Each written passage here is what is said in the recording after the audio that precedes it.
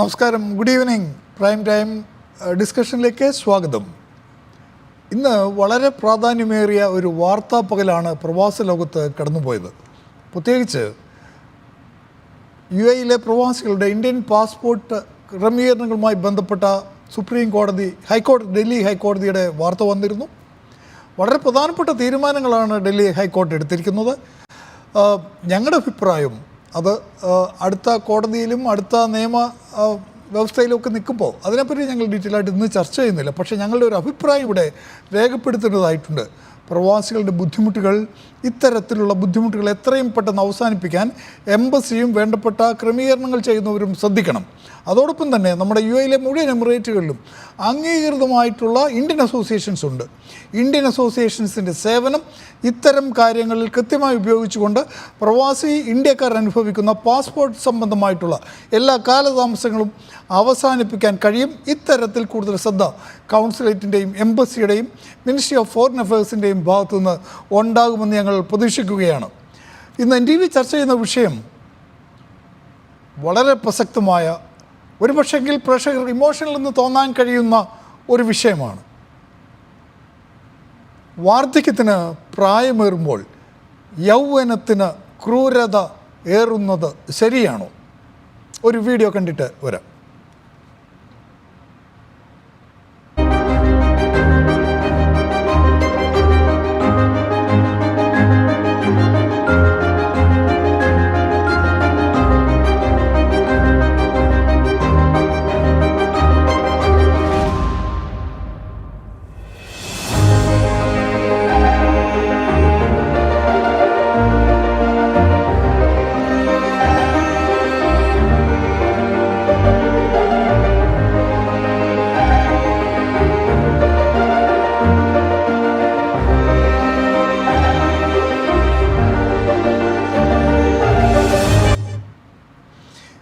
ഒരിക്കലും സംഭവിക്കാൻ പാടില്ലാത്ത, ഒരു കാരണവശാലും ഒരാളുടെയും കണ്ണുകൾ സാക്ഷ്യം വഹിക്കാൻ പാടില്ലാത്ത കാഴ്ചയാണ് നാം കണ്ടത്. ഇത് ഒറ്റപ്പെട്ട സംഭവമല്ല. ഇന്ന് ഇന്ത്യയിൽ അങ്ങോളം ഇങ്ങോളം നിരന്തരം നാം കാണുന്ന കാഴ്ചകളാണ്, ദയനീയ കാഴ്ചകളാണ്. മാതാപിതാക്കളെ മർദ്ദിക്കുന്ന മക്കളുടെ കണക്കുകൾ ദിനം പ്രതി കൂടി വരുമ്പോൾ പ്രതികരിക്കേണ്ടത് ഉത്തരവാദിത്തമുള്ളൊരു മാധ്യമത്തിൻ്റെ ചുമതലയാണെന്ന് ഞങ്ങൾ തിരിച്ചറിയുകയാണ്. വാർദ്ധക്യത്തിന് പ്രായമേറുമ്പോൾ യൗവനത്തിൻ്റെ ക്രൂരത ഏറുന്നു. എന്നോടൊപ്പം ഇന്ന് ഈ ചർച്ചയിൽ പങ്കെടുക്കുന്നത് പത്തനാപുരം ഗാന്ധി ഭവൻ്റെ മാനേജിംഗ് ട്രസ്റ്റി ആയിട്ടുള്ള പ്രിയപ്പെട്ട സോമരാജൻ സാർ, പ്രവാസി ലീഗൽ സെല്ലിൻ്റെ ചെയർമാൻ, സുപ്രീം കോടതി വക്കീലായിട്ടുള്ള അഡ്വക്കേറ്റ് ജോസ് എബ്രഹാം, പ്രമുഖ ക്ലിനിക്കൽ സൈക്കോളജിസ്റ്റായിട്ടുള്ള സുജി രവീന്ദ്രൻ, എല്ലാവർക്കും സ്വാഗതം. ആദ്യം ശ്രീ സോമരാജനിലേക്ക് പോയി വരാം. ഞാൻ പറഞ്ഞ ഈ കാര്യങ്ങളൊക്കെ കണ്ടല്ലോ സർ. ഇന്ത്യയിലെ കണക്ക് വെച്ചിട്ട് 60 വയസ്സിന് മുകളിലുള്ള 14% ആൾക്കാർ നിരന്തരം മക്കളുടെ പീഡനത്തിന് വിധേയമായിക്കൊണ്ടിരിക്കുകയാണ്. സോമരാജൻ സാറിൻ്റെ ലൈനൊരു ചെറിയ പ്രശ്നം തോന്നുന്നു. അഡ്വക്കേറ്റ് ജോസ് എബ്രഹാം, അങ്ങ് കുറേയേറെ കേസുകൾക്ക് സാക്ഷ്യം വഹിച്ചിട്ടുണ്ടാവും. മക്കളാൽ മർദ്ദിക്കപ്പെടുന്ന, മർദ്ദനം ഏൽക്കേണ്ടി വരുന്ന മാതാപിതാക്കളുണ്ട്. ഇത് ആൺമക്കളാണ് ഏറ്റവും കൂടുതൽ മാതാപിതാക്കളെ മർദ്ദിക്കുന്നതെന്നുള്ളതാണ് കണക്ക്. പിന്നെ വരുന്നത് മരുമക്കൾ, പിന്നെ വരുന്നത് പെൺമക്കൾ. പല കാരണങ്ങൾ കൊണ്ടും മർദ്ദനം നടക്കുകയാണ്. കരളലിയിപ്പിക്കുന്ന കാഴ്ചയാണ്. ഒരു മനുഷ്യനെ 10 മാസം ചുമന്ന് ആ കുഞ്ഞിനെ പ്രസവിച്ച് കഴിയുമ്പോൾ അവനെ നടക്കാൻ പഠിപ്പിച്ച്, നിൽക്കാൻ പഠിപ്പിച്ച്, അവന് വിദ്യാഭ്യാസം കൊടുത്ത്, അവന് ഭക്ഷണം കൊടുത്ത്, അവന് സ്വന്തം കാലിൽ നിൽക്കാൻ പരുവമാകുമ്പോൾ വാർദ്ധക്യ കാലത്തിലേക്ക് എത്തുന്ന മാതാപിതാക്കളെ മർദ്ദിക്കുകയും വീട്ടിൽ നിന്ന് ഇറക്കി വിടുകയും തലിമുടി പിച്ചിപ്പറിക്കുന്നവരും മർദ്ദിക്കുന്നവരും തിളച്ച വെള്ളം ദേഹത്തൊഴിക്കുന്നവരും, ഇന്ന് നമ്മൾ കണ്ടതുപോലെ ചെരുപ്പ് കൊണ്ടടിക്കുന്ന മക്കൾ, ഇന്നിതിൻ്റെ എണ്ണം കൂടി വരുമ്പോൾ, സോമരാജൻ സാറ് ലൈൻ ശരിയായിട്ടുണ്ട്, അദ്ദേഹത്തോട് തന്നെ ചോദിക്കാം, അങ്ങയുടെ കാഴ്ചപ്പാടിൽ കേരളവും ഇതിൽ നിന്ന് വ്യത്യസ്തമല്ല? മാതാപിതാക്കളെ നടതള്ളുന്ന മക്കളുടെ ഒരു വലിയ സമൂഹം തന്നെ കേരളത്തിലുണ്ടെങ്കിൽ അമ്മയെ വെട്ടിക്കൊല്ലുന്ന മക്കളുടെ കഥ NTV സംപ്രേഷണം ചെയ്തിട്ടുണ്ട്. ഇന്നലെ ഞാൻ കണ്ടു, വെറുതെ നിൽക്കുന്ന ഒരു അമ്മയുടെ മുഖത്തിനിട്ട് ആഞ്ഞ് ചവിട്ടുന്ന മകൻ. ഇങ്ങനെയുള്ള കഥകൾ കാണുമ്പോൾ 1500 പേരോടൊപ്പം ദൈനംദിനം ഉറങ്ങുകയും ഉണരുകയും ജീവിക്കുകയും ചെയ്യുന്ന, അതിൽ പലരും ബഹുഭൂരിപക്ഷം ആൾക്കാരെയും സ്വന്തം മക്കളാൽ ഉപേക്ഷിക്കപ്പെട്ട മാതാപിതാക്കളുടെ കൂടെ കഴിയുന്ന ശ്രീ സോമരാജൻ സാർ എങ്ങനെ കാണുന്നു നമ്മുടെ സമൂഹത്തിൻ്റെ ഈ മാറ്റത്തെ? പ്രിയപ്പെട്ട മത്തായി സാറിനും NTVക്കും ഞാൻ ആദ്യം അഭിനന്ദനങ്ങൾ രേഖപ്പെടുത്തട്ടെ. കാരണം ഈ കാലോചിതമായ ഇങ്ങനെ ഒരു വിഷയം ലോകം എമ്പാടും ശ്രദ്ധിക്കത്തക്ക വിധത്തിലേക്ക് അതിനെ സമൂഹത്തിന് മുന്നിൽ അവതരിപ്പിക്കുന്നതിന് ഒരിക്കൽ കൂടി ഞാൻ നന്ദി പ്രകാശിപ്പിക്കുകയാണ്. 1500ഓളം പേര് എന്നോടൊപ്പം ഗാന്ധി ഭവനിലുണ്ട്. അതിലേറിയ ഭാഗവും വയോജനങ്ങളാണ്. ഗാന്ധി ഭവന്റെ 24 ശാഖകളിലായി മറ്റൊരു1000 പേരുണ്ട്. ഇവിടെയെല്ലാം ഉപേക്ഷിക്കപ്പെട്ടവർ എത്തിച്ചേരുകയാണ്. അങ്ങ് പറഞ്ഞതുപോലെ കേരളം എന്നത് ദൈവത്തിൻ്റെ സ്വന്തം നാടാണ്. ഒരിക്കൽ ക്രിസോസ്റ്റം വലിയ തിരുമേനി എല്ലാവരും ആരാധിച്ചിരുന്ന അദ്ദേഹം പറഞ്ഞത്, ദൈവം മാത്രമില്ല, ദൈവത്തിൻ്റെ സ്വന്തം നാട്ടിൽ ദൈവം മാത്രമില്ല. അങ്ങനെ ഒരു അവസ്ഥയിലേക്ക് നമ്മൾ മാറുന്നത് ഈ വയോജനങ്ങളെ ഉപദ്രവിക്കുന്നതിലൂടെ, സ്വന്തം മാതാപിതാക്കളെ പോലും തെരുവിൽ വലിച്ചെറിയുന്നതിലൂടെ അത് വല്ലാത്തൊരവസ്ഥയിലേക്ക് മാറിപ്പോവുകയാണ്. ഇന്ത്യയിലുടനീളം അത്തരം അനുഭവങ്ങളുണ്ടെങ്കിലും എനിക്ക് തോന്നുന്നത് നമ്മുടെ സാക്ഷരതാ കേരളത്തിലാണ് അത് കൂടുതലായി നമ്മൾ അനുഭവിക്കേണ്ടി വരുന്നത് എന്നെനിക്ക് തോന്നിയിട്ടുണ്ട്. നിരവധിയായ അഭയകേന്ദ്രങ്ങൾ കേരളത്തിൽ ഇന്ന് പ്രവർത്തിച്ചുകൊണ്ടിരിക്കുന്നുണ്ട്. അതിലേറിയ ഭാഗവും നല്ല രീതിയിൽ തന്നെ മറ്റുള്ള എത്തുന്നവരെ പരിചരിക്കുന്ന ഒരു തോതിലാണ് അത് മുന്നോട്ട് പോകുന്നത്. സാറ് ഇവിടെ ഒരു അമ്മയെ ഉപദ്രവിക്കുന്ന കഥയുമായിട്ടാണ് ഇവിടെ സമാരംഭിച്ചത്. ഇത് നിരന്തരമായ സംഭവങ്ങളും അനുഭവങ്ങളുമായി നമ്മുടെ സമൂഹത്തിൽ മാറിയിരിക്കുകയാണ്. ഇന്നലെ ഗാന്ധി ഭവനിലേക്ക് കടന്നു വന്ന ഒരമ്മ, ആ അമ്മയുടെ കഴുത്തിൽ മക്കളുടെ മർദ്ദനമേറ്റ് ഇങ്ങനെ ഒരു ട്യൂബ് വെച്ച് കെട്ടി ആണ് കടന്നു വരുന്നത്. സ്വന്തം മാതാപിതാക്കളെ ഉപേക്ഷിക്കുന്ന വളരെ വർദ്ധിക്കുന്നു. ഈ ഏതാനും മാസങ്ങൾക്ക് മുമ്പ് കൊല്ലത്തിനടുത്ത് ഒരു വീട്ടിൽ ഒരു വയോധികൻ ദീർഘമായ താടി മുടിയുമായി എങ്ങനെ ഒറ്റപ്പെട്ട് കഴിയുന്നു. മക്കളാരും നോക്കുന്നില്ല. വലിയ സ്വത്തിൻ്റെ ഉടമയായിരുന്നു, എല്ലാ മക്കൾക്കും കൊടുത്ത്. മക്കളൊക്കെ ഇന്ന് നല്ല നിലയിൽ കഴിയുന്നു. അവസാനം പോലീസും കളക്ടറും എല്ലാം ഇടപെട്ടാണ് ആ വയോധികനെ ഗാന്ധി ഭവനിൽ എത്തിച്ചിട്ടുള്ളത്. ഇന്ന് അദ്ദേഹം വളരെ സന്തോഷവാനായിരിക്കുന്നത്. അപ്പം അങ്ങനെ ഒട്ടേറെ അനുഭവങ്ങൾ ഓരോന്നായി എടുത്തു പറയാൻ ഗാന്ധി ഭവനെ സംബന്ധിച്ചിടത്തോളം ഉണ്ട്. പല ഋത്തുക്കൾ കൈവശപ്പെടുത്തിയിട്ട് പുറത്താക്കുന്ന അനുഭവങ്ങൾ വളരെ കുറവാണ്. നേരത്തെ അങ്ങ് സൂചിപ്പിച്ചതുപോലെ ഈ ധനികനായ മകൻ വലപിടിപ്പുള്ള കാറിൽ ഗാന്ധി ഭവന്റെ മുറ്റത്തെത്തിയിട്ട് അദ്ദേഹം പറയുന്നു, ഈ വയോധികയെ, ഈ വൃദ്ധയെ ഞാൻ റോഡിൽ വെച്ച് കാണുകയാണ്, അവശയായിരിക്കുന്ന കണ്ടുകൊണ്ട് ഞാൻ എൻ്റെ വണ്ടിയിൽ കൂട്ടിക്കൊണ്ടുവന്നതാണ്. ആ അമ്മയെ അവിടെ സ്വീകരിക്കുകയും ആ മകൻ കൊണ്ടുവന്ന ആ വ്യക്തിയെ അനുമോദിക്കുകയും ചെയ്തു. പക്ഷെ 2 ദിവസം കഴിഞ്ഞ് അമ്മയ്ക്ക് ആരോഗ്യം വീണ്ടെടുത്തപ്പോഴാണ് അമ്മ ചോദിക്കുന്നത്, മകനെ എപ്പോഴാണ് വരുന്നത്, ആശുപത്രിയിലേക്ക് എന്നും പറഞ്ഞാണ് കൂട്ടിക്കൊണ്ടുവന്നതെന്ന്.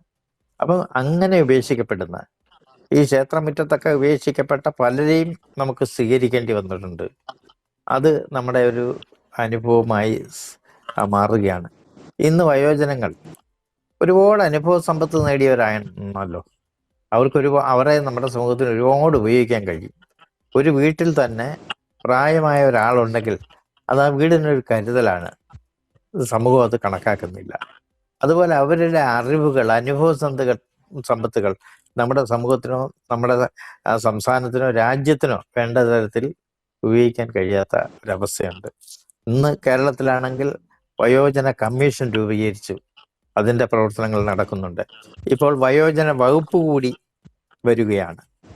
നേരത്തെ തന്നെ ഈ old age maintenance act advocate Jose sir ഒക്കെ ഇതിനകത്തുണ്ടല്ലോ, അദ്ദേഹത്തിന് അത് കൂടുതൽ വിശദമാക്കാൻ കഴിയും. ആ ആക്ട് ഉണ്ടായി ഒരു RDOയ്ക്ക് തന്നെ ആ നിയമ നടപടികൾ നടപ്പിലാക്കാൻ കഴിയുന്ന തരത്തിലാണ് ആ നിയമം. പക്ഷേ പലപ്പോഴും കഴിയാതെ വരുന്നുണ്ട്. ഒന്ന്, ഈ RDOമാരെ സംബന്ധിച്ചിടത്തോളം ഒരു റവന്യൂ ഡിവിഷന്റെ അമിതമായ ജോലിഭാരം അവർക്കുണ്ട്. ഞാൻ അതിൻ്റെ ലീഗൽ സൈഡിലേക്കൊക്കെ വരാം. ശ്രീ സോമരാജൻ, അഡ്വക്കേറ്റ് ജോസ് എബ്രഹാം, നമ്മൾ ഈ പ്രായമുള്ളവരെ 60 വയസ്സുള്ളവർക്ക് ഓക്കെ പെൻഷൻ കൊടുത്തോളൂ, പക്ഷെ അവരെ മാറ്റി നിർത്തി ഇന്ത്യ എന്ന് പറയുന്നൊരു വലിയ രാജ്യത്തിന് എത്രത്തോളം മുമ്പോട്ട് പോകാൻ കഴിയും? കാരണം 2012 73 മില്യൺ 7.3 കോടി ജനങ്ങൾ മാത്രമേ 60 വയസ്സിന് മുകളിൽ ഇന്ത്യയിൽ ഉണ്ടായിരുന്നുവെങ്കിൽ ഇന്നത് 173 മില്യണാണ്. 17 കോടി ജനങ്ങളോളം 60 വയസ്സിൽ കൂടുതലാണ്. 2050 ആകുമ്പോഴേക്കും ഇത് 35 കോടിയാവും. ഈ 35 കോടി ജനങ്ങളെയും തല്ലിക്കൊല്ലാൻ പറ്റുമോ? സ്വന്തം മടിയിലേക്ക് പിറന്നു വീണ മകൻ, സ്വന്തം ഒക്കത്തും സ്വന്തം തോളിലും വളർന്ന മകൻ, ഈ അമ്മയ്ക്ക് അച്ഛന് ഒരല്പം ആശ്രയം വേണ്ടി വരുമ്പോൾ ഇപ്പോൾ ഇവിടെ കാണുന്ന പോലെ തൊണ്ട് തല്ലുന്നത് പോലെ ചെരുപ്പിനടിക്കുന്ന ദയനീയ കാഴ്ച ഇന്ത്യയും മലയാളിയുമൊക്കെ എത്രത്തോളം കാണണം, എത്രത്തോളം നമ്മളതിന് കാരണക്കാരാവുന്നുണ്ട്, നമ്മളതിന് പ്രതികരിക്കേണ്ടതല്ലേ? നിയമപരമായി ഇതിനെ എങ്ങനെ തടയാൻ പറ്റും? പ്രവാസ ലോകത്ത് മാത്രമല്ല നാട്ടിലും വളരെ ഇത്തരമൊരു ചർച്ച അതിന് മുൻകൈ എടുത്ത NTVക്ക് അഭിനന്ദനം. ചോദ്യം വളരെ പ്രസക്തമാണ്. ഈ ദിവസങ്ങളിൽ നമ്മൾ വളരെയായിട്ട് കാണുന്ന ഒരു ഒരു ഒരു പ്രശ്നമാണ് മാതാപിതാക്കളോടും അതുപോലെ തന്നെ സീനിയർ സിറ്റിസനോടുമുള്ള ക്രൂരത. അത് പല രീതിയിൽ ഈ സാമൂഹ്യ മാധ്യമങ്ങളിൽ കൂടെ ചർച്ചയ്ക്ക് വിധേയമാകുന്ന ഒരു സാഹചര്യത്തിൽ ഇതിന്റെ ഒരു നിമിഷം നമ്മൾ പരിശോധിക്കുകയാണെങ്കിൽ 2007 പ്രത്യേകമായി കേന്ദ്ര സർക്കാർ നമ്മുടെ രാജ്യത്താകമാനം ബാധകമായ ഒരു പ്രത്യേക നിയമം ഈ വിഷയത്തിൽ നമ്മുടെ രാജ്യത്ത് കൊണ്ടുവന്നിട്ടുണ്ട്. മുതിർന്ന പൗരന്മാരുടെയും മാതാപിതാക്കളുടെയും ക്ഷേമവും സംരക്ഷണവും ഉറപ്പുവരുത്തുക എന്ന ലക്ഷ്യത്തോടെ 2007 ഈ ഒരു നിയമം നടപ്പിലാക്കിയത്. വളരെ ചെറിയൊരു ആക്ടാണ്, പക്ഷെ വളരെ കാര്യങ്ങൾ ഈ പറയുന്നുണ്ട്. അതിൽ എടുത്തു പറയേണ്ട 2-3 പ്രൊവിഷൻസ് എന്ന് പറയുന്നത് മക്കൾക്കും അതുപോലെ തന്നെ കൊച്ചുമക്കള് അവരുടെ grandson and granddaughter ഇവർക്കെല്ലാം നിയമപരമായ ഒരു ഉത്തരവാദിത്വമുണ്ട് അവരുടെ മാതാപിതാക്കളെ സംരക്ഷിക്കുന്നതിനായിട്ട്. അതോടൊപ്പം തന്നെ മക്കൾക്ക് മാത്രമല്ല കൊച്ചുമക്കൾക്കുമുണ്ട് അല്ലേ? അതെ അതെ, അതാണ് ഈ നിയമം 2007 കൊണ്ടുവന്നുവെങ്കിലും ഇന്നും ഈ നിയമത്തിനെ കുറിച്ചുള്ള ഈ നിയമത്തിന്റെ പല പ്രൊവിഷൻസിനെ കുറിച്ചും വിദ്യാഭ്യാസമുള്ള ആളുകളുടെ അടുക്കൽ പോലും ഇതിനെക്കുറിച്ച് ധാരണയില്ല എന്നുള്ള ഒരു വലിയ കാര്യമാണ് തീർച്ചയായിട്ടും ഇന്നത്തെ ഈ ഒരു ചർച്ചയുടെ പ്രസക്തി തന്നെ. ഈ നിയമത്തിന്റെ ഏറ്റവും പ്രധാനപ്പെട്ട കാര്യങ്ങളിൽ ഒന്ന് ഇവരുടെ സംരക്ഷണം ഉറപ്പുവരുത്താനായിട്ടുള്ള നിയമപരമായ ബാധ്യത മക്കൾക്കും കൊച്ചുമക്കൾക്കുമുണ്ട്. ഇത് വിവാഹം കഴിഞ്ഞ് കുട്ടികളുള്ള ആളുകളുടെ കാര്യമാണ്. ഇനി അതല്ല, വിവാഹം കഴിക്കാത്ത ആളുകളാണെങ്കിൽ അവരുടെ സ്വത്ത് ആർക്കാണോ കിട്ടേണ്ടത് അവർക്കും ഈ മുതിർന്ന ആൾക്കാരെ സംരക്ഷിക്കാനായിട്ടുള്ള നിയമപരമായ ബാധ്യതയുണ്ട്. മുതിർന്ന ആളുകൾ എന്നുള്ള ആ ഒരു ഡെഫിനേഷനിൽ 60 വയസ്സിന് മുകളിലുള്ള ആളുകൾക്കാണ് ഈ നിയമത്തിന്റെ സംരക്ഷണം ലഭ്യമാകുക. അതും കൂടാതെ ഈ സംരക്ഷണം എന്നുള്ള കാര്യത്തിൽ അത് 3-4 ആസ്പെക്ട് പറയുന്നുണ്ട്. അവർക്ക് വേണ്ട ഭക്ഷണം, അവർക്ക് വേണ്ട വസ്ത്രങ്ങൾ, സുരക്ഷിതമായി ജീവിക്കാനുള്ള സൗകര്യങ്ങൾ, അതുപോലെ തന്നെ മെഡിസിൻസ് ഉൾപ്പെടെയുള്ള കാര്യങ്ങൾ, ഡിഗ്നിഫൈഡ് ആയിട്ടുള്ള ഒരു ലൈഫ് ഉറപ്പുവരുത്തുക എന്നുള്ളത് തന്നെയാണ് ഈ നിയമം ഉറപ്പുവരുത്തുന്ന വെൽഫെയർ ആൻഡ് മെയിൻ്റനൻസ് എന്ന കാര്യം കൊണ്ട് അർത്ഥമാക്കുക. ഇതും കൂടാതെ എവിടെ ആയിരിക്കും ഇത് ഇംപ്ലിമെന്റേഷനിൽ? ഞാൻ പണ്ട് ഈ ചർച്ച ജോസിന് അറിയാവുന്നതാണ്. NTVയിൽ ഈ ചർച്ച 2014 നമ്മൾ ചെയ്തിരുന്നു. വൃദ്ധസദനങ്ങളിലേക്ക് മാതാപിതാക്കളെ തള്ളിവിടുന്നതിനെതിരെയും കേരളത്തിലെ ഓൾഡ് ഏജ് ഹോമുമായി ബന്ധപ്പെട്ട നിയമങ്ങളുടെ കാര്യത്തിലൊക്കെ നമ്മൾ ചർച്ച ചെയ്തിരുന്നു. പക്ഷേ ഈ അപ്പൻ്റെയും അമ്മയുടെയും എതിരെയുള്ള അല്ലെങ്കിൽ മക്കൾക്കെതിരെ ഒരു കേസ് കൊടുത്താൽ 6 മാസത്തിനകത്തിന് പരിഹാരം കാണുമെന്ന ഒരു നിയമത്തിൽ ഒരു പ്രൊവിഷൻ ഉണ്ടെന്ന് ഞാൻ അന്ന് വായിച്ചായിട്ട് ഓർമ്മയുണ്ട്. എന്നിട്ട് പോലും എന്തുകൊണ്ടാണ് ഒരു പക്ഷേ മക്കൾക്കെതിരെ കേസ് കൊടുക്കാൻ മാതാപിതാക്കൾ തയ്യാറാവില്ല? അവരോട് ക്ഷമിക്കാൻ തന്നെയായിരിക്കും ഒരു പക്ഷെങ്കിൽ അവിടെയും തയ്യാറാകുക. വളരെ പ്രസക്തമായ ഒരു കാര്യം തന്നെയാണ് അങ്ങ് ചോദിച്ചിരിക്കുന്നത്. നമുക്കറിയാം എല്ലാം കോടതി കേസ്, അത് പ്രത്യേകിച്ച് സ്വന്തം മക്കൾക്കെതിരെ കേസ് കൊടുക്കുന്നത് വളരെ ഇമോഷണലി ബുദ്ധിമുട്ടുണ്ടാകുന്ന ഒരു കാര്യമാണ്. അപ്പോൾ നമ്മുടെ വിധാനത്തിൽ ആളുകൾ ഒരു എപ്പോഴും ഉള്ള ഒരു സംശയം, നമ്മളൊരു കേസ് കൊടുത്തു കഴിഞ്ഞാൽ ഇത് എന്ന് തീരും എന്നുള്ള ഒരു സംശയം പലപ്പോഴും. അപ്പൊ ഇതിനെയൊക്കെ കൊണ്ടാണ് ഈ 2007 നിയമം. ഈ നിയമം നമ്മുടെ പരിധിയിൽ RDO, റവന്യൂ ഡിവിഷണൽ ഓഫീസർ, നമുക്കറിയാം നമ്മുടെ എല്ലാ ജില്ലയിലും RDOs ഉണ്ട്. RDOs ഈ വിഷയങ്ങൾ പരിഗണിക്കാനായിട്ടുള്ള ട്രൈബ്യൂണൽ എന്ന് പറഞ്ഞ കോടതി. RDO കോടതിയിലാണ് ആർക്കാണോ ഈ ഒരു പ്രശ്നമുള്ളത് അവർക്ക് പരാതി കൊടുത്തു കഴിഞ്ഞാൽ RDO ഈ കേസ് കേട്ട് 3 മാസത്തിനകം വിധി ഉള്ളതാണ് നിയമത്തിന്റെ ഒരു പ്രത്യേകത. 3 മാസം തീരുമാനമായി. വക്കീലിന്റെ ആവശ്യമില്ല, കോടതി ചെലവുകളില്ല, അങ്ങനെ ഇനി എല്ലാ വക്കീലന്മാരെ വെക്കണമെങ്കിൽ തടസ്സമില്ല. അപ്പൊ നമ്മുടെ മുതിർന്ന പൗരന്മാരെ സംരക്ഷിക്കാനായിട്ട് ഒരുപാട് പ്രത്യേകതകളോട് കൊണ്ടുവന്ന ഈ ഒരു നിയമം തീർച്ചയായും ഇത്തരം പ്രശ്നങ്ങൾ ഉള്ള ഈ പ്രശ്നങ്ങൾ അനുഭവം മാത്രമല്ല, പോലും അവരുടെ കണ്ണിൽ പെട്ടു കഴിഞ്ഞാൽ, അവർ ഒരു പരാതി കൊടുത്തു കഴിഞ്ഞാൽ ആരും വേണ്ട നടപടികൾ സ്വമേധയാ പരാതി രജിസ്റ്റർ ചെയ്തുകൊണ്ട് ഇതിന്റെ വേണ്ട നടപടികൾ സ്വീകരിക്കാനുള്ള നിയമപരമായ ഉത്തരവാദിത്വം RDOസിനുണ്ട്. RDOസിന്റെ തീരുമാനത്തിനെതിരെ അപ്പീൽ കൊടുക്കാനായിട്ട് ശക്തമായ നിയമവും അത് നടപ്പിലാക്കാനുള്ള വഴികളുമൊക്കെ കേരളത്തിൽ നിലവിലുണ്ടെങ്കിൽ പോലും ഇത്തരം സംഭവങ്ങൾ ദൈനംദിനമായി വർദ്ധിച്ചു വരികയാണ്. വളരെ സങ്കടമുണ്ടാക്കുന്ന കാഴ്ചകളാണ്. കരഞ്ഞുകൊണ്ട് നിൽക്കുന്ന മകൻ്റെ തല്ലുകൊണ്ട് കരഞ്ഞുകൊണ്ട് നിൽക്കുന്ന, അല്ലെങ്കിൽ നിലത്ത് കിടന്നുരുളുന്ന, നമ്മൾ നാളിൽ കണ്ടിരുന്ന ഒരു പ്രായമായ മാതാവിനെ കൊല്ലം ജില്ലയിൽ എവിടോ അവരുടെ ബ്ലൗസ് വലിച്ചു കയറി അവരുടെ നഗ്നത പ്രകടിപ്പിക്കുന്ന മകനെ കണ്ടുവന്ന്. ഇതിൽ പരം എത്ര ഗതികെട്ടൊരു അവസ്ഥയിലേക്കാണ് മനുഷ്യന് മാറാൻ കഴിയുക? ഡോക്ടർ സിജി, നമ്മൾ കേരളത്തിന് അല്ലെങ്കിൽ മനുഷ്യന് എന്താണ് സംഭവിക്കുന്നത്? ഇപ്പോൾ കേരളത്തെ സംബന്ധിച്ചോളം നോക്കുകയാണെങ്കിൽ ഒരു മെൻ്റൽ ഹെൽത്ത് ക്രൈസിസ്, ഒറ്റയ്ക്ക് വളരുന്ന പ്രായമായവർ ഒറ്റയ്ക്ക് വളരുന്നൊരവസ്ഥയുണ്ട്. അവിടെ മെൻ്റൽ ഹെൽത്ത് ക്രൈസിസ് ഉണ്ട്. ഈ മെൻ്റൽ ഹെൽത്ത് ക്രൈസിസ് പരിഹരിക്കണമെങ്കിലും, അല്ലെങ്കിൽ ഇന്നിപ്പം ദൈനംദിനമായി നടന്നു വരുന്ന ഈ മക്കളുടെ ഒരു അറ്റാക്ക്, അതിന് പ്രധാന കാരണം പലരും പറയുന്നത് ഡ്രഗ്സാണ്, അല്ലെങ്കിൽ മദ്യപാനമാണ് എന്നൊക്കെ പറയാമെങ്കിൽ പോലും ബേസിക്കലി നമുക്കിതിനെ സൈക്കോളജിക്കലി നമുക്ക് എങ്ങനെയാണ് കാണാൻ പറ്റുക, എങ്ങനെയാണ് മാറ്റിയെടുക്കാൻ കഴിയുക? ഉറപ്പായിട്ടും എനിക്ക് തോന്നുന്നു ഇനിയുള്ള ഒരു കാലഘട്ടത്തിൽ ഇപ്പം കുറച്ചെങ്കിലും നമ്മുടെ കൺട്രോളിലാണ്. ഇനിയുള്ള ഒരു കാലഘട്ടത്തിൽ നമ്മൾ ചിന്തിക്കുന്നതിൻ്റെയും ബിയോണ്ട് ആണെന്ന് എനിക്ക് എപ്പോഴും തോന്നാറുണ്ട്. ഞാനിത് എപ്പോഴും ഡിസ്കസ് ചെയ്യുന്ന ഒരു കാര്യമാണ്. കാരണം നമ്മുടെ ലൈഫ് സ്റ്റൈലിൽ വന്നൊരു മാറ്റം ഏറ്റവും ഇമ്പോർട്ടൻ്റാണ്. കാരണം ഒരു 80s മുതൽ നമ്മൾ നോക്കിക്കഴിഞ്ഞാൽ പ്രോബബ്ലി ഒരു ഏർലി അല്ലെങ്കിൽ ലേറ്റ് 70s മുതൽ അല്ലെങ്കിൽ 80s മുതൽ വന്നേക്കുന്ന ഒരു എൻറ്റയർ ഡിഫറെൻറ്റ് പാറ്റേൺ ഉണ്ട്.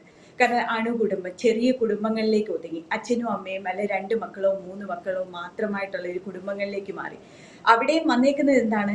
എല്ലാ കുട്ടികളും കമ്പാരിസൺ, അല്ലെങ്കിൽ നിങ്ങൾ അവരെക്കാട്ടും ബെറ്റർ ആവണം, അവർക്ക് കാറുണ്ടെങ്കിൽ നമുക്കും കാറുണ്ടാവണം, അവർക്ക് വീടുണ്ടെങ്കിൽ നമുക്കും അവർക്ക് അത്രയും ഉണ്ടാവണം. അങ്ങനെയുള്ള രീതിയിൽ എല്ലായിടത്തും കേരളത്തിൽ പല വീടുകളിലും മക്കളില്ല, ഓൾഡ് പീപ്പിൾ മാത്രമാണ്. ഏത് വീടുകളിൽ മെജോറിറ്റി ഓഫ് ദ വീടുകളിൽ ചെന്നാലും ഈ മത്സരം മക്കളുടെ മനസ്സിലുണ്ടാവട്ടെ. അയൽവക്കക്കാരായിട്ടുള്ള മക്കൾ, കൂട്ടുകാർ, അപ്പനെ അമ്മയെ നോക്കുന്നതിനേക്കാൾ നന്നായി എനിക്ക് നോക്കാൻ പറ്റണമെന്നൊരു മത്സരം, ഇപ്പം ഈ പറഞ്ഞ മത്സരം മക്കളുടെ മനസ്സിലൂടെ ഉണ്ടാവട്ടെ. നമുക്ക് ആശിക്കാം, എന്തായാലും കണ്ടിന്യൂ ചെയ്തോളൂ.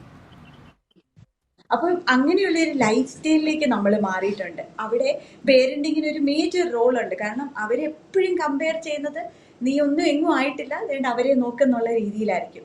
ആ മത്സരത്തിൻ്റെ ഇടയിൽ നമ്മൾ മറന്നുപോയൊരു വാക്കുണ്ട്, എംപതി. അല്ലേ? ആ എംപതി എന്നുള്ളത് സ്വന്തം മാതാപിതാക്കളോടും ഇല്ല, ലോകത്തിനോടും ഇല്ല. ഓരോ ദിവസം കേൾക്കുന്ന ന്യൂസ് എല്ലാം അത് റിഫ്ലക്റ്റ് ചെയ്യുന്നതാണ്. കാരണം കൊലപാതകങ്ങളും അല്ലെങ്കിൽ പീഡനങ്ങളും ഒന്നും വളരെ യൂഷ്വലായി നോർമലായിട്ട് നമ്മളിപ്പോൾ കാണുന്നില്ല. അതൊക്കെ ആ എംപതി കുറയുന്നതുകൊണ്ടാണ്. അതായത് മറ്റുള്ളവരുടെ കണ്ണിൽ കൂടെ ആ ലോകത്തെ കാണാനും അവരെക്കുറിച്ച് മാത്രമാണ് ചിന്തിക്കുന്നത്. ആ സമയത്താണ് അവർക്ക് ഈ ഒരു വലിയൊരു പാറ്റേൺ ഇപ്പോൾ പുതിയത് തുടങ്ങിയിട്ടുണ്ട്. സ്പേസ്, എനിക്ക് സ്പേസ് വേണം, എനിക്ക് എൻ്റേതായിട്ടുള്ള കാര്യങ്ങൾ പ്രോസസ്സ് ചെയ്യാൻ സ്പേസ് വേണമെന്നാണ് എല്ലാവരും പറയാറ്. ചെറിയ കുട്ടികളും ഉള്ള വലിയ കുട്ടികൾ തൊട്ട് ഒരു 70s 80s 90s ഉള്ള ഫാമിലി പേരൻറ്റിങ് എല്ലാവർക്കും തുടങ്ങിയിരിക്കുന്ന ഒരു കാര്യമാണ്. അതുകൊണ്ട് തന്നെ അവരുടെ സ്പേസിലേക്ക് ആര് വന്നാലും, അത് അച്ഛനമ്മമാരല്ല, ആര് വന്നാലും അത് അവർക്കൊരു ഡിസ്റ്റർബൻസ് അല്ലെ ബുദ്ധിമുട്ടായിട്ടാണ് വരുന്നത്. അപ്പോൾ കുറച്ച് ദിവസമൊക്കെ നിർത്താൻ പറ്റും, പിന്നെ തൊട്ട് പ്രശ്നങ്ങൾ തുടങ്ങാറുണ്ട്. അങ്ങനെ ഇപ്പോൾ ഒരു പാറ്റേൺ തുടങ്ങിയിരിക്കുന്നത്. അവിടെയാണ് പലപ്പോഴും ഗ്രാൻഡ് ചിൽഡ്രൻസിന് പോലും, കുട്ടികൾക്ക് പോലും പഴയ തലമുറകളെ അംഗീകരിക്കാനും അല്ലെ അവരുടെ ഉപദേശങ്ങളോ അല്ലെ അവരെന്തിനത് പറയുന്നു എന്ന് പോലും അംഗീകരിക്കാൻ പറ്റാതെ വരുമ്പോൾ നാച്ചുറലി ആ അണുകുടുംബം അവരങ്ങനെയാണ് പ്രാക്ടീസ് ചെയ്തേക്കുന്നത്. കാരണം ഇപ്പോൾ ഒരു ജോയിന്റ് ഫാമിലി അല്ല, പലപ്പോഴും ബന്ധുക്കളുടെയോ കുടുംബങ്ങളുടെയോ ഒന്നും വിലകളോ അല്ലെങ്കിൽ വാല്യൂ സിസ്റ്റമോ ഒന്നും മനസ്സിലാക്കുന്നില്ല. ഈവൻ സ്കൂൾസ് പോലും നമുക്കതിനൊരു ഇതാണ്. കാരണം നമ്മൾ കുഞ്ഞിക്കാലത്ത് ലൈഫ് സ്കിൽ ട്രെയിനിങ് ഉണ്ടായിരുന്നു നമ്മുടെ സ്കൂളുകളിൽ. വളരെ പ്രധാനപ്പെട്ട ഒരു പോയിന്റാണ് നമ്മുടെ കരിക്കുലത്തിൽ കാലാനുസൃതമായിട്ടുള്ള മാറ്റങ്ങൾ കൊണ്ടുവരേണ്ടതായിട്ടുണ്ട്. മാതാപിതാക്കൾ അതും ഗ്രാൻഡ് പേരൻസും ഒക്കെ തന്നെ നമ്മുടെ സമൂഹത്തിൻ്റെ ഇൻ്റഗ്രൽ പാർട്ടാണെന്നും നമ്മുടെ സൊസൈറ്റി അവരിലൂടെയാണ് നിലനിന്നതെന്നും അവരിലൂടെയാണ് വളർന്നതെന്നും ഇവിടെ ആരും തന്നെ ഈ ഭൂമിയുടെ അവകാശികളല്ല, എല്ലാവരും വെറും കാവൽക്കാരാണ്. ഓരോ പർട്ടിക്കുലർ കാലത്തേക്ക് ഈ ഭൂമിയും ഈ സ്വത്തുമൊക്കെ വെറും കാവൽക്കാരായി കാത്തു സൂക്ഷിക്കേണ്ടവർ മാത്രമാണെന്നുള്ള ചിന്തയും ഒരു വിദ്യാഭ്യാസപരമായിട്ടുള്ള ഒരു ബോധവൽക്കരണമൊക്കെ ഉണ്ടാവേണ്ടതല്ലേ? നമ്മുടെ കരിക്കുലമൊക്കെ അല്പം ഒന്ന് മാറി എഴുതേണ്ടതല്ലേ? അതെ, ഇപ്പൊ സ്കൂൾ സിസ്റ്റത്തിൽ നോക്കിയാൽ മതി. കുഞ്ഞുങ്ങൾ രാവിലെ എപ്പോഴോ പോകുന്നു, എപ്പോഴോ വൈകുന്നേരം വരുന്നു, വന്നു കഴിഞ്ഞാലും പിന്നെ ട്യൂഷനും ക്ലാസ്സസും.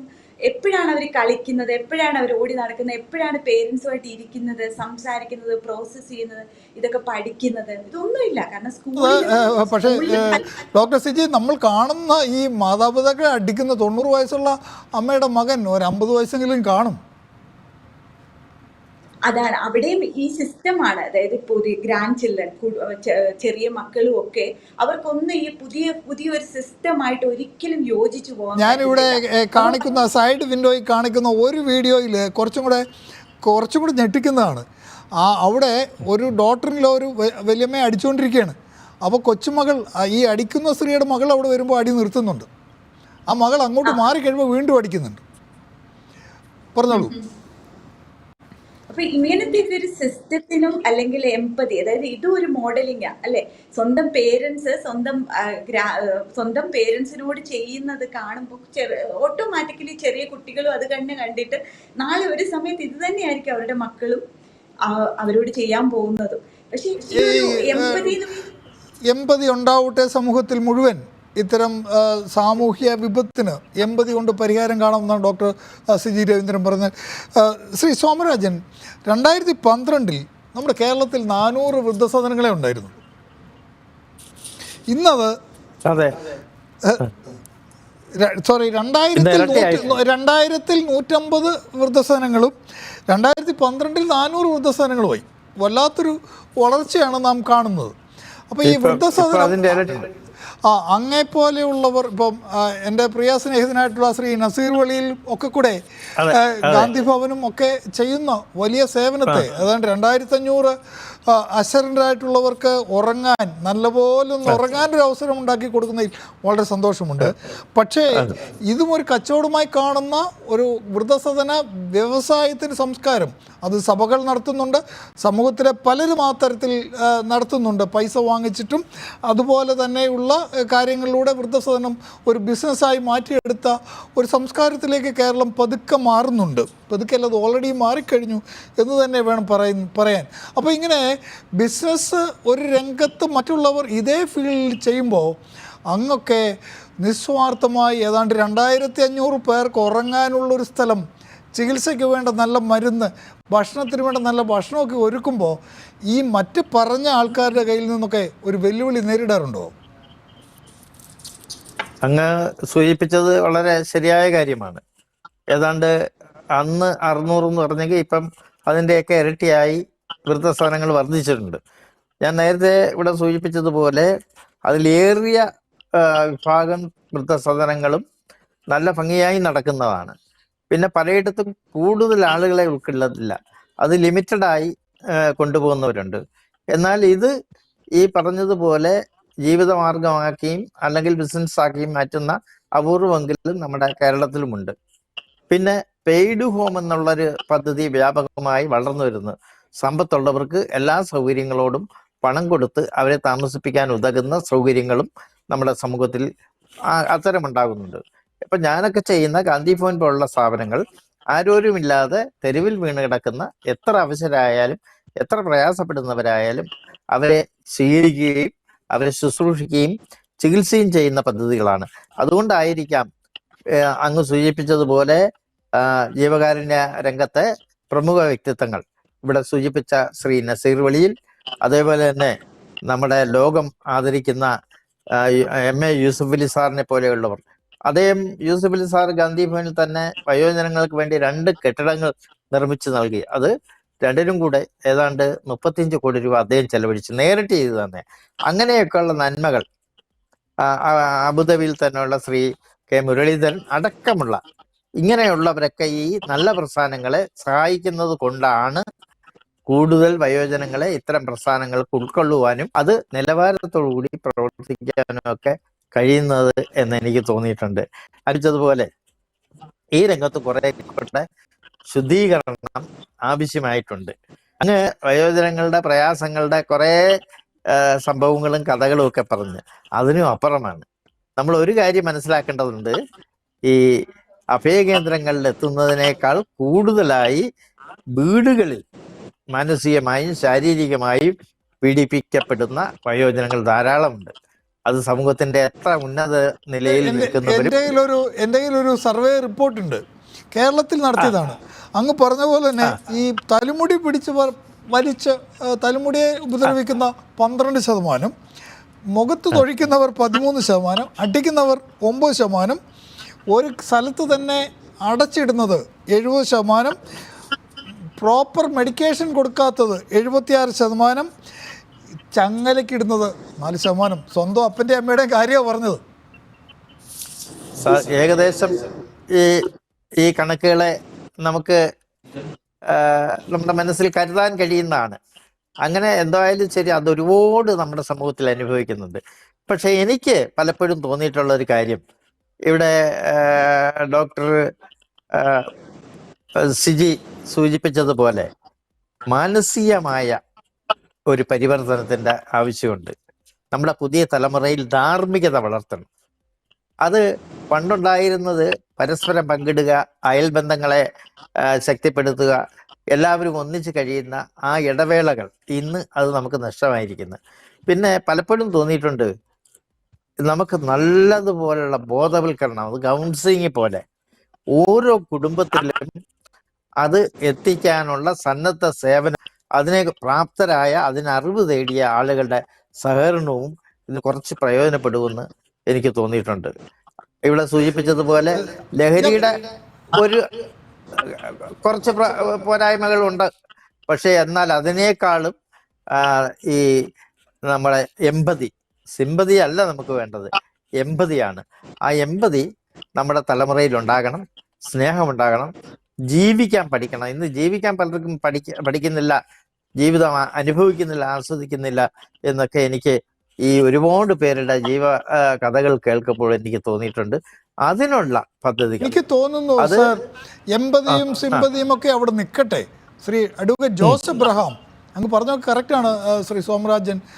എമ്പതി വേണം, സമൂഹത്തിന് അടിസ്ഥാനപര എമ്പതി വേണം. പക്ഷേ ഒരു സമൂഹം എന്നുള്ള നിലയിൽ, ഒരു രാഷ്ട്രം എന്നുള്ള നിലയിൽ, ഒരു ജനാധിപത്യ രാജ്യം എന്നുള്ള നിലയിൽ ഭരണഘടന അനുസരിച്ച് അത് ജനിക്കുമ്പോൾ തൊട്ട് മരിക്കുന്ന ആ ദിവസം വരെ ഒരുപോലെ ഇക്വാളിറ്റിയിൽ ജീവിക്കാൻ അവകാശമുള്ള മനുഷ്യരാണ് ഇന്ത്യൻ പൗരൻ. അത് അച്ഛനായാലും അമ്മയായാലും. അതിനെ നിഷേധിക്കുന്ന ഏതൊരു വ്യക്തിയെയും ക്രിമിനൽ ആക്ട് പ്രകാരം ശിക്ഷിക്കപ്പെടേണ്ടതല്ലേ? തീർച്ചയായിട്ടും. നമ്മുടെ ഭരണഘടന നമുക്ക് നൽകുന്ന ഒരു വലിയ അവകാശമാണ് ഡിഗ്നിഫൈഡ് ആയിട്ട് ജീവിക്കാനുള്ള, മാന്യമായി ജീവിക്കാനുള്ള ഒരു അവകാശം നമ്മുടെ ഭരണഘടന നൽകുന്ന ഒരു ഫണ്ടമെന്റൽ റൈറ്റ് ആണ്. ഇവിടെ തുടർച്ചയായിട്ട് നമുക്കിവിടെ കാണാൻ സാധിക്കുന്ന ആ ഒരു വിഷ്വൽസ് തീർച്ചയായും കരളലിയിപ്പിക്കുന്ന ഒരു രംഗം തന്നെയാണ്. മാതാപിതാക്കളെ മർദ്ദിക്കുന്ന മക്കളുടെ ആ ഒരു വിഷ്വൽ തീർച്ചയായിട്ടും മനസാക്ഷിയുള്ള ആരെയും വിഷമിപ്പിക്കുന്ന ഒരു വിഷ്വൽസ് ആണ്.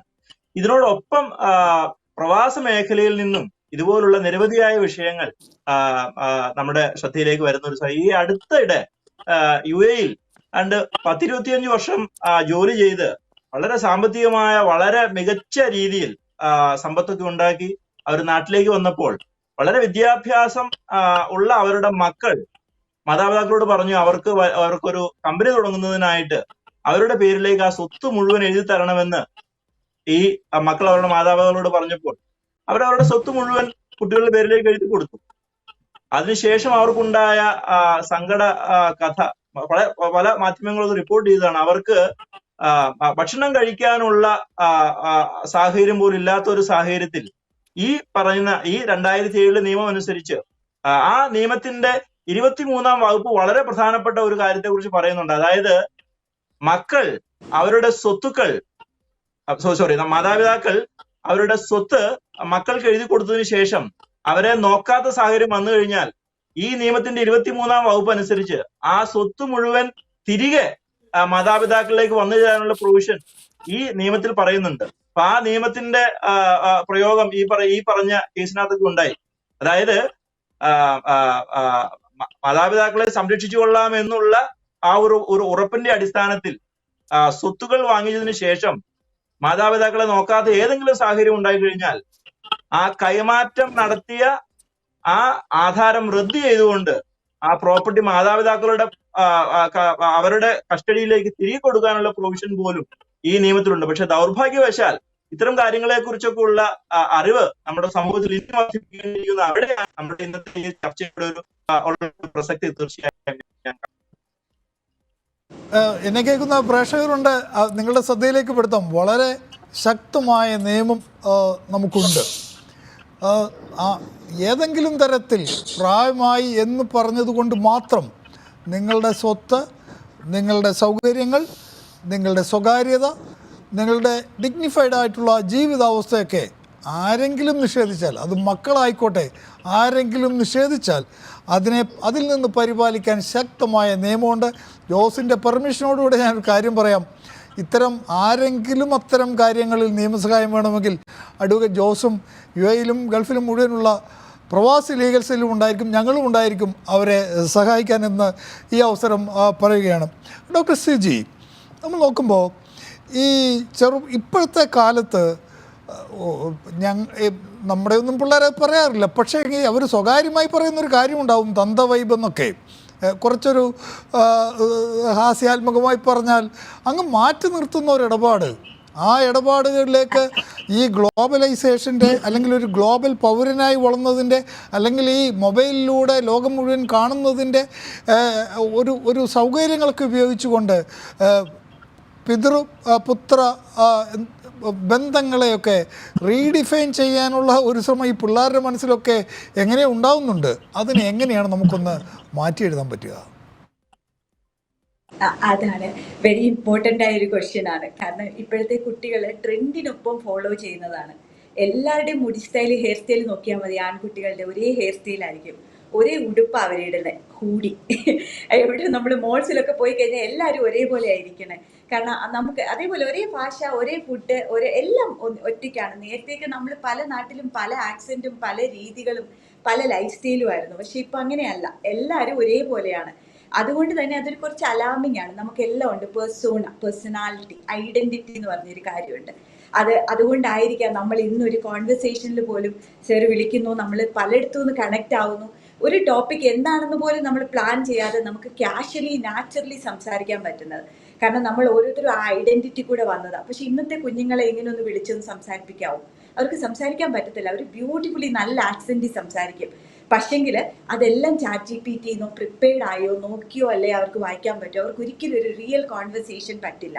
കാരണം ഇത് ബിക്കോസ് ഈ ടെക്നോളജി തന്നെയാണ്. ടെക്നോളജി നമുക്ക് രണ്ട് രീതിയിലും എടുക്കാമല്ലോ, നല്ലതായിട്ടും ചീത്തയായിട്ടും. പക്ഷെ ഇന്നത്തെ കുട്ടികൾ 2020 ശേഷം ബേസിക്കലി ബാക്കി എല്ലാവരും തള്ള വൈബിലേക്കും പോകുന്നു. അവര് ഈ ലോകത്തെ എക്സ്പീരിയൻസ് ചെയ്യുന്നതും എക്സ്പ്ലോർ ചെയ്യുന്നതുമാണ് റിയൽ എന്ന് വിശ്വസിക്കുന്ന ഒരു കാലഘട്ടം. പക്ഷെ നമുക്ക് അവരെയും കുറ്റം പറയാൻ പറ്റില്ല, കാരണം അവർ എക്സ്പീരിയൻസ് ചെയ്യുന്നത് അതാണ്. ഇനി അതിന്റെ റിയാലിറ്റിയിലേക്ക് വരാൻ കുറച്ച് സമയം. ഡോക്ടർ സിജിയെ പോലുള്ള ക്ലിനിക്കൽ സൈക്കോളജിസ്റ്റിനെയും NTV പോലുള്ള മാധ്യമങ്ങളുടെയും സോമരാജൻ സാറിനെ പോലുള്ളവരുടെയും ജോസിനെ പോലുള്ളവരെയും അതിലുപരി പ്രവാസ ലോകത്തെ സംഘടനകൾക്ക് വലിയ പങ്കുണ്ടെന്ന് ഞാൻ വിശ്വസിക്കുകയാണ്. നമ്മൾ ഇവിടെയും നാട്ടിലെ അതേ റെപ്ലിക്ക പൊളിറ്റിക്സ് ഇവിടെ പ്രകടിപ്പിക്കുന്നതിന് പകരം ഇത്തരം കാര്യങ്ങളിൽ അടിസ്ഥാനപരമായിട്ടുള്ള ബോധവൽക്കരണത്തിലേക്ക് സംഘടനകളൊക്കെ പോകേണ്ടതായിട്ടുണ്ട്. ശ്രീ സോമരാജൻ, ഇത് ഒരു സമൂഹത്തിൻ്റെ ഭാഗമായി നിൽക്കുമ്പോൾ തന്നെ സമൂഹത്തിനെ കൺട്രോൾ ചെയ്യേണ്ടത്, സമൂഹത്തിനെല്ലാം തുല്യമായി എത്തിക്കേണ്ടത് ഗവൺമെൻറ്റുകളാണ്. ഇത്തരം കാര്യങ്ങളിൽ ഗവൺമെൻറ്റുകളുടെ ശ്രദ്ധ, ഇപ്പോൾ വകുപ്പുകളും നിയമങ്ങളൊക്കെ വന്നിട്ടുണ്ട്, പക്ഷേ പെൻഷൻ കൊടുക്കാൻ ഇവിടെ കിടപ്പുണ്ട്. ആദ്യം മാറ്റിവെക്കുന്നത് വൃദ്ധന്മാരുടെ വാർദ്ധക്യ പെൻഷനായിരിക്കും, അല്ലെ വിധവാ പെൻഷനായിരിക്കും. ഈ കാലമൊക്കെ ഒന്ന് മാറേണ്ടതായിട്ടുണ്ട്. പ്രായമുള്ളവരെ സംരക്ഷിക്കുവാൻ വെറും പേപ്പറിലല്ല, കൃത്യമായ നിയമങ്ങളും നടപടികളും വിഷനുമുള്ളവർ ഉണ്ടാവേണ്ടിയിരിക്കുന്നു. എന്ത് തോന്നുന്നു അങ്ങയുടെ എക്സ്പീരിയൻസിൽ നിന്നോ? തീർച്ചയായിട്ടും അങ്ങ് സൂചിപ്പിച്ചത് വളരെ പ്രധാനപ്പെട്ട കാര്യമാണ്. ഇവിടെ ചർച്ച വന്നതും അതാണ്. നമുക്ക് അവർക്ക് എന്തെങ്കിലും കൊടുക്കുക എന്നുള്ളതല്ല, അവർക്ക് സുരക്ഷയും സമാധാനവും സന്തോഷവും കൊടുക്കണം. അതിന് അനിവാര്യമായ പദ്ധതികൾ നമ്മുടെ സമൂഹത്തിൽ ആവിഷ്കരിക്കണം. അത് ഈ പുതിയ തലമുറയിൽ തന്നെ നമ്മൾ സമാരംഭിക്കണം. കാരണം കുഞ്ഞുങ്ങളെ സ്നേഹിക്കാൻ പഠിപ്പിക്കണം. നമുക്ക് പണ്ടൊരു കാലമുണ്ടായിരുന്നു, ഇവിടെ ഡോക്ടർ സിജി സൂചിപ്പിച്ചതുപോലെ ഒരു ട്രെൻഡ് ഇപ്പോഴുണ്ട്. പണ്ടുകൊണ്ടായിരുന്നു അതുപോലുള്ള ട്രെൻഡ്. ഒരു കാലത്ത് ഹിപ്പി വേഷമായ ധരിച്ച് നടക്കുന്ന ആളുകളുണ്ടായിരുന്നു. ഒരേപോലുള്ള ചില വസ്ത്രധാരണങ്ങൾ വന്നിട്ടുണ്ട്. ഓരോ കാലത്തും ട്രെൻഡുകൾ മാറി വന്നിട്ടുണ്ടെങ്കിലും ഇന്നത്തെ പോലെ മാനുഷികമായ ബന്ധങ്ങൾക്ക് വർദ്ധിച്ച അകൽച്ചയുള്ള ഒരു കാലത്ത് നമ്മൾ എത്തി നിൽക്കുമ്പോൾ നമ്മൾ അവരെ ഒന്നിപ്പിക്കുവാനും അത് ഭാവിയെ കൂടി കണ്ടുകൊണ്ട് ഈ സ്നേഹിക്കുവാനും പഠിപ്പിക്കുന്ന ഒരു സാഹചര്യം ഉണ്ടാക്കണം. ഇന്ന് നമുക്കറിയാം, ഇവിടെ ധാരാളം പ്രവാസികൾ അവർ ഓരോ ലോകത്തിൻ്റെ ഓരോ രാജ്യങ്ങളിൽ പോയി കഷ്ടപ്പെടുകയാണ്. അവരൊരുപാട് പ്രയാസങ്ങൾ അനുഭവിക്കുന്നുണ്ട്. പക്ഷേ അനാഥമായി എത്രയോ വീടുകൾ ഇവിടെ അനാഥമായി കിടക്കുന്ന അങ്ങനെ അവസ്ഥ നമ്മുടെ സമൂഹത്തിൽ സംജാതമാകുന്നുണ്ട്. പ്രവാസികൾ എന്നെങ്കിലും നാട്ടിലേക്ക് തിരിച്ചു വരാനുള്ള ഒരു കാഴ്ചപ്പാടോടു കൂടി തന്നെ ആകണം. പിന്നെ മറ്റൊന്ന് എനിക്ക് മനസ്സിലാക്കാൻ പറ്റിയിട്ടുള്ളത്, ഈ പ്രവാസികളെ സംബന്ധിച്ചിടത്തോളം നാട്ടിൽ നിൽക്കുന്നവരെക്കാൾ ഉത്തരവാദിത്ത ബോധവും കാര്യക്ഷമതയും പ്രായോഗിക ബുദ്ധിയിൽ മുന്നിലെത്തി നിൽക്കുന്നവരാണ്. കാരണം അവിടെ ഒരു മത്സരത്തിലൂടെ പിടിച്ചു നിന്ന് നമ്മൾ മുന്നോട്ട് വരുന്നവരാണ്. അതേസമയം നമ്മുടെ നാട്ടിലത് നഷ്ടപ്പെട്ടുകൊണ്ടിരിക്കുകയാണ്. അപ്പോൾ പ്രവാസി സമൂഹത്തെ ബോധവൽക്കരിക്കുവാൻ, പ്രത്യേകിച്ച് കേരളീയ പ്രവാസികൾക്ക് കേരളത്തിലെ ജനങ്ങളെ ബോധവൽക്കരിക്കുവാനും അവർക്ക് വേണ്ട പദ്ധതികൾ ആവിഷ്കരിക്കാനും അവിടെ കഴിയും. ഞാൻ പലപ്പോഴും ഗൾഫ് നാടുകളിലും വിദേശത്തും ഒക്കെ പോയപ്പോൾ അവിടെ കണ്ട മലയാളികളെ നമ്മുടെ കേരളത്തിലെ നമ്മുടെ സഹോദരങ്ങളെക്കാൾ ആത്മാർത്ഥതയും സ്നേഹവുമുള്ള കൂട്ടായ്മകളെ കാണാൻ കഴിഞ്ഞിട്ടുണ്ട്. പിന്നെ പ്രവാസികൾക്ക് ഒരുപാട് കുഴപ്പം പറ്റുന്നുണ്ട്. ഏതാണ്ട് 8ഓളം പ്രവാസികൾ ഗാന്ധി ഭവനിൽ അവർ 30, 35, 40 വർഷം സേവനം ചെയ്ത് കഷ്ടപ്പെട്ട് എല്ലാം നാട്ടിലേക്ക് അയച്ചു കൊടുത്തിട്ട് നാട്ടിൽ വരുമ്പോൾ അവർക്കൊന്നുമില്ല. അവരെ ആർക്കും വേണ്ട. അവരോട് ഇഷ്ടമില്ലാത്ത രീതിയിൽ പെരുമാറുക, ഒറ്റപ്പെട്ട് കഴിയുക, അങ്ങനെ അഭയകേന്ദ്രങ്ങളിലേക്ക് തേടി പോകുന്നവരുമുണ്ട്. ഇതെല്ലാം നമ്മൾ മുൻകൂട്ടി ശ്രദ്ധിക്കുകയും അതിനു വേണ്ടിയിട്ടുള്ള പ്രചാരണം, അതുപോലെ മാധ്യമരംഗം അങ്ങ് ഇപ്പോൾ കൊണ്ടുവന്ന ഇതേ പദ്ധതിക്ക് പ്രാധാന്യം കൊടുക്കുന്നുണ്ട്. അത് ഈ മാധ്യമ രംഗങ്ങളും ദൃശ്യമാധ്യമവും അതിന് കുറെ കൂടെ പ്രാധാന്യം കൊടുക്കണം.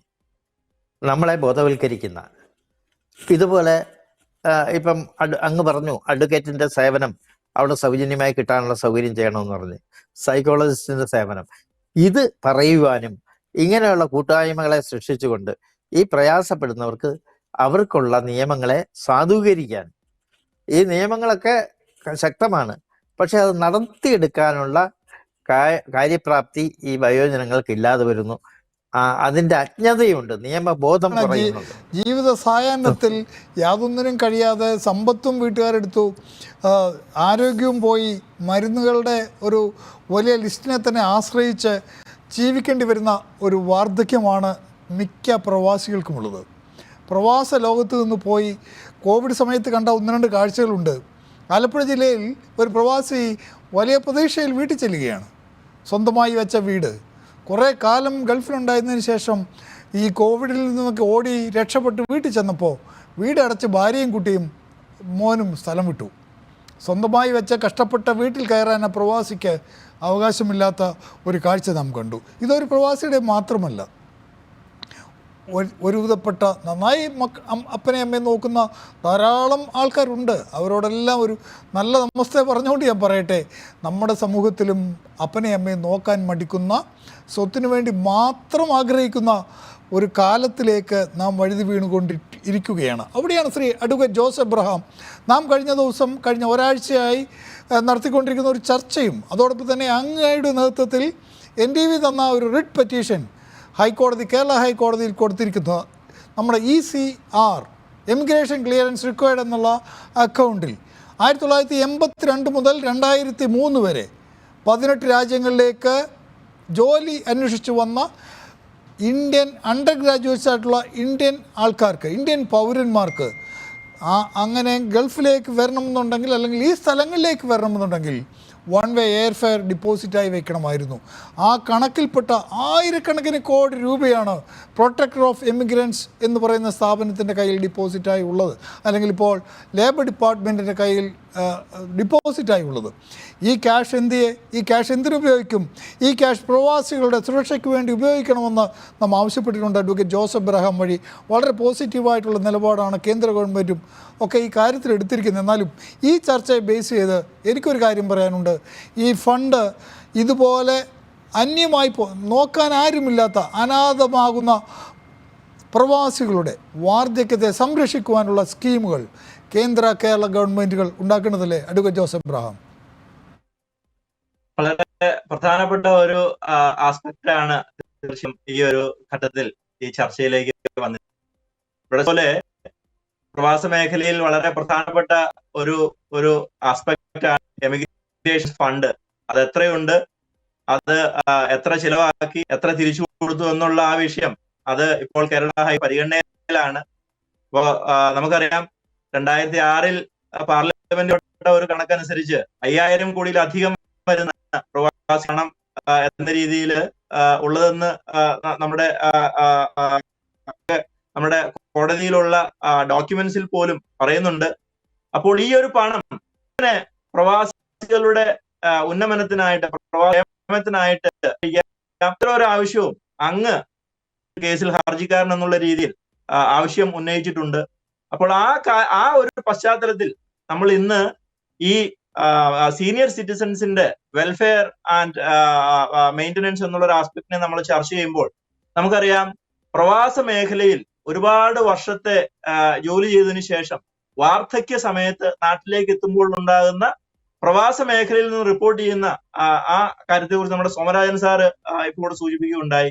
അപ്പോൾ പ്രവാസ മേഖലയിൽ നിന്നും തിരിച്ചു വരുന്ന ആളുകളുടെ പുനരധിവാസം, അത് പ്രത്യേകിച്ച് സീനിയർ സിറ്റിസൺ എന്നുള്ള രീതിയിലേക്ക് നാട്ടിലേക്ക് ചെല്ലുമ്പോൾ അവർക്ക് പ്രയാസം ഉണ്ടായി കഴിഞ്ഞാൽ അത്തരം ആളുകളുടെ സംരക്ഷണം ഉറപ്പുവരുത്താനായിട്ട് ഈ ഒരു ഫണ്ട് എങ്ങനെ വിനിയോഗിക്കാം എന്നുള്ള ഒരു ആവശ്യം തീർച്ചയായും അത് വളരെ പ്രസക്തമാണ്.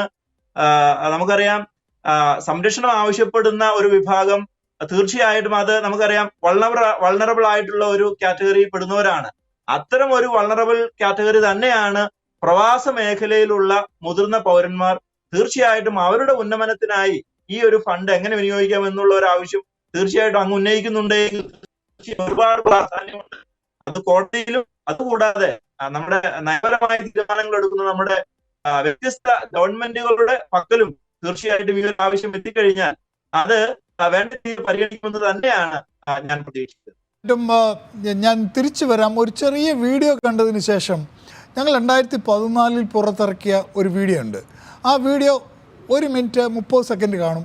അതൊന്ന് കണ്ടതിന് ശേഷം ഞാൻ തിരിച്ച് അതിഥികളിലേക്ക് എത്താം.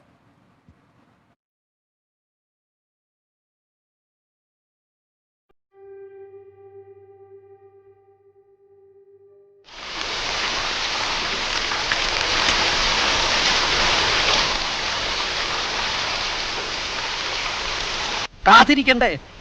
പിന്നെ ഞാൻ എന്തിനാ അവന്റെ അച്ഛനായേ? ദേവകി എന്തിനാ അവന്റെ അമ്മയായേ? ശംഭോ മഹാദേവാ പാർവതി വല്ലഭ. ഇത് പ്രൊഫസർ ഈശ്വര വാര്യരുടെ കഥ പറഞ്ഞ പിറവി എന്ന സിനിമയിലെ ചില ഭാഗങ്ങൾ.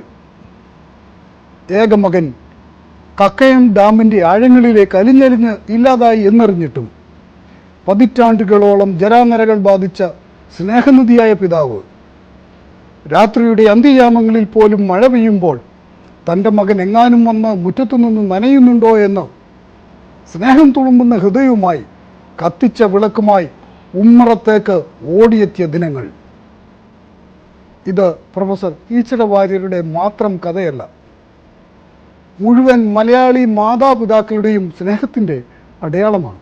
അനന്തമായ ഈ സ്നേഹത്തിന് നാം എന്താണ് പകരം നൽകുന്നത്?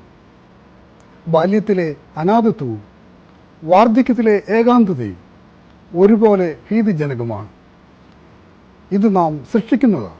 സ്വന്തം മാതാപിതാക്കളെ വൃദ്ധസദനത്തിൻ്റെ ഏകാന്തതയിലേക്ക് തള്ളിവിടുന്ന, പൈതൃകത്തെ മറക്കുന്ന ഏത് മലയാളിക്കാണ് ഓണം ആഘോഷിക്കാൻ അർഹത? സ്വയം പ്രതികരിക്കാൻ നിങ്ങൾ തയ്യാറെങ്കിൽ പ്രചരിപ്പിക്കാൻ ഞങ്ങളുണ്ട് NTV. കാത്തിരിക്കണ്ടേ? പിന്നെ ഞാൻ എന്തിനാ അവന്റെ അച്ഛനായേ? ശംഭോ മഹാദേവാ പാർവതീവല്ലഭ. ഇത് 2014 ഓണ സമയത്ത് ഞങ്ങൾ ഇറക്കിയ പ്രൊമോയാണ്. ഇതെല്ലാ ഓണ സമയത്ത് ഞങ്ങൾ വീണ്ടും ടെലികാസ്റ്റ് ചെയ്യും. 12 കൊല്ലം മുമ്പ് ഇറക്കിയ ഒരു പ്രൊമോയ്ക്ക് ഇന്ന് പ്രസക്തി കൂടി വരികയാണ്. നിങ്ങൾക്ക് 3 പേർക്കും വളരെ സന്തോഷം, ഹൃദയത്തിൽ തൊട്ടുള്ള നന്ദി അറിയിക്കുന്നു. പക്ഷേ ഓരോ മിനിറ്റും കൂടെ ഞാൻ 3 പേർക്കും തരാം. സോമരാജ് സാർ, എങ്ങനെ ഈ ചർച്ച അങ്ങ് അവസാനിപ്പിക്കും? ഈ ചർച്ച ശ്രദ്ധിക്കുന്നവരുടെ മനസ്സിൽ ചെറിയ ചെറിയ സ്നേഹത്തിൻ്റെ അലയൊലികൾ ഉണ്ടാക്കാൻ കഴിയും. അത് തന്നെയുമല്ല, മാധ്യമ മേഖലയ്ക്ക് ഒരു പുതിയ അറിവ്, കാരണം ഇത്തരം ഒരുപാട് വിഷയങ്ങൾ നമ്മുടെ ഇടയിൽ കിടക്കുന്നുണ്ട്. ഇത് കണ്ടെത്തി ഇത് എങ്ങനെ സമൂഹത്തിന് ഗുണകരമാകുമെന്ന് ഇത് അറിയിക്കാൻ കൂടി ഉള്ളൊരവസരമാകുന്നു. NTV നിർവഹിക്കുന്ന ഈ നന്മകൾ അത് സഫലമാകും, അത് പൂർണ്ണമാകും, അതെല്ലാമാകട്ടെ എന്ന് ഹൃദയം കൊണ്ട് ആശംസിക്കുന്നു. സ്നേഹാദരങ്ങൾ.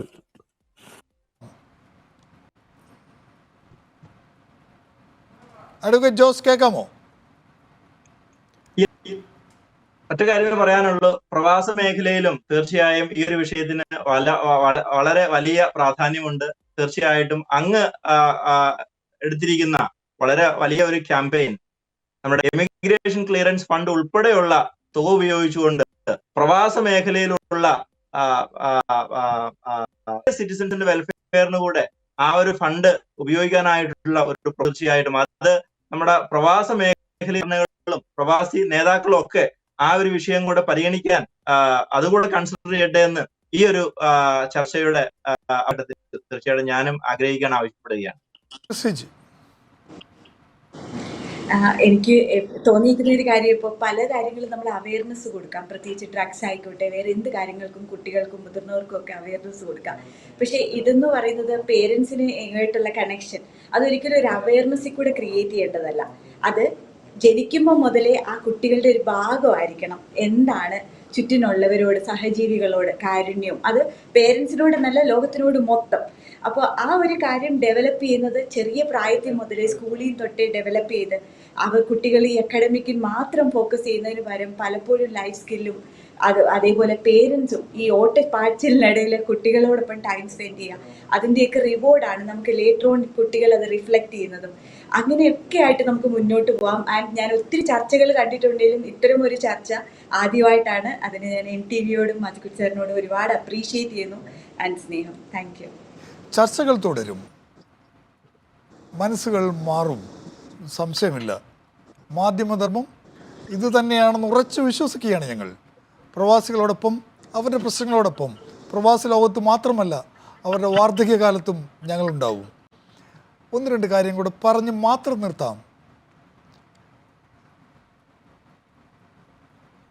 ഭൂമിയിൽ ദീർഘായുസ്സുണ്ടാവാനും നന്മയുണ്ടാവാനും നിൻ്റെ അപ്പനെയും അമ്മയും ബഹുമാനിക്കുക.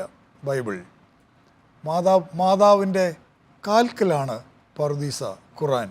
എല്ലാവർക്കും ശുഭരാത്രി. ചർച്ചയിൽ പങ്കെടുത്ത പ്രിയപ്പെട്ടവർക്ക് എല്ലാവർക്കും നന്ദി.